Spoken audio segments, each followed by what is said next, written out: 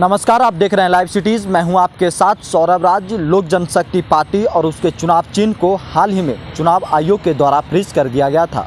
उसके बाद चिराग पासवान और पशुपति कुमार पारस दोनों चुनाव आयोग पहुंचे। वहां उन्होंने अपने सुझाव दिए, अपने पार्टी के नाम का सुझाव दिया, चुनाव चिन्ह का सुझाव दिया। उसके बाद चुनाव आयोग ने चिराग पासवान को उनके सुझाव मानते हुए अब जाकर के चिराग पासवान की नई पार्टी का नाम लोक जनशक्ति पार्टी रामविलास होगा और उनके चुनाव चिन्ह हेलीकॉप्टर छाप होंगे। वहीं पशुपति कुमार पारस को अब राष्ट्रीय लोक जनशक्ति पार्टी उनके सुझाव को माना गया है और अब पशुपति कुमार पारस के पार्टी का नाम लोक जनशक्ति पार्टी के जगह राष्ट्रीय लोक जनशक्ति पार्टी दिया गया है और उन्हें सिलाई मशीन कह सकते हैं कि चुनाव चिन्ह अब उन्हें सिलाई मशीन दिया गया है। तो आपको बता दें कि अब लोक जनशक्ति पार्टी के जो बताए जा रहे थे दो उत्तराधिकारी, अब दोनों अलग अलग चुनाव चिन्ह, दोनों के अलग अलग पार्टी अब चुनाव आयोग के द्वारा दे दिया गया है। अब चिराग पासवान के हाथ में बंगला के जगह हेलीकॉप्टर छाप होगा, वहीं पशुपति कुमार पारस के हाथ में अब सिलाई मशीन नज़र आएगा। आपको बता दें कि जब उनकी पार्टी टूटी, लोक जनशक्ति पार्टी दो फाड़ में हुई, पशुपति कुमार पारस और चिराग पासवान अलग हुए।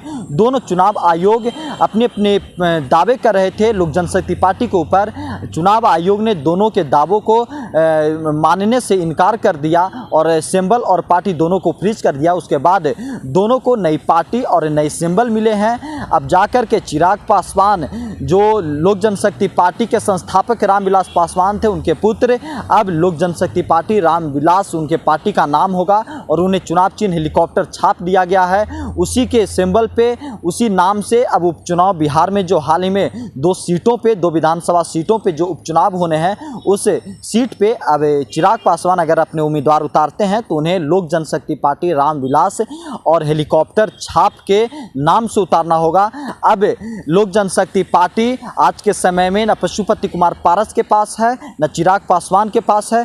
दोनों के अपने अपने सिंबल मिले हैं, दोनों को अपने अपने नाम मिले हैं। चुनाव आयोग के द्वारा लोक जनशक्ति पार्टी रामविलास चिराग पासवान को दिया गया है और राष्ट्रीय लोक जनशक्ति पार्टी पशुपति कुमार पारस को दिया है। सिलाई मशीन पशुपति कुमार पारस का चुनाव चिन्ह होगा।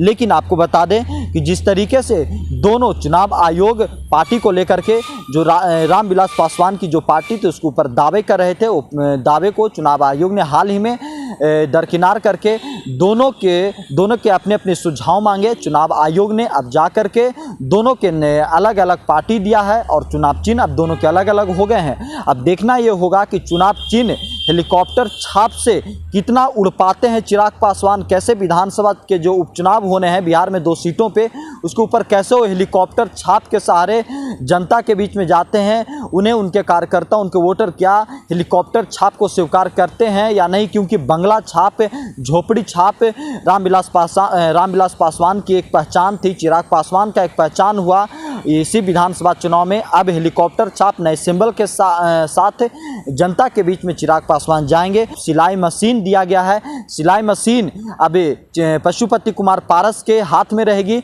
और उन्हें भी अब बंगला छाप के जगह सिलाई मशीन को आगे रखना होगा। यानी कि लोक जनशक्ति पार्टी के ऊपर जो 2 दावे कर रहे थे, उन दोनों दावों को चुनाव आयोग ने रिजेक्ट कर दिया और दोनों को अलग अलग सिंबल, दोनों को अलग अलग चुनाव चिन्ह दिया गया है।